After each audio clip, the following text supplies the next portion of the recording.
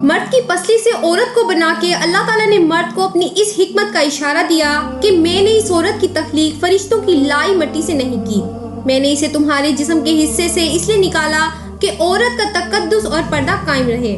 فرشتوں کو بھی خبر نہ ہونے پائی کہ زمین کی لائی ہوئی کس مٹی سے عورت کی تخلیق ہوئی، یعنی عورت کے تقدس کی حد تو دیکھیے کہ فرشتوں سے بھی اس کی بناوٹ کا پردہ لازمی قرار دیا گیا، اور پہلی عورت اس مرد کی پسلی سے نکلی جس کی وہ منوکا کہلائی۔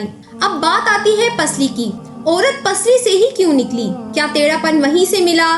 نہیں، یہاں بھی حکمت سے خالی بات نہیں ہے۔ انسانی جسم میں دل اور بہت سے نازک حصے پسلی کے پیچھے چھپے ہوئے ہیں، یعنی پسلی ایک ڈھال ہے۔ اس نازک حصے کے لیے تو اللہ پاک نے عورت کو پسلی سے نکال کے یہ نہیں بتایا کہ عورت میں ٹیڑھا پن ہے، بلکہ اس عورت کو پسلی سے تخلیق کر کے یہ بات سمجھا دی کہ عورت وقت پڑنے پر ڈھال بن سکتی ہے۔ حضور پاک صلی اللہ علیہ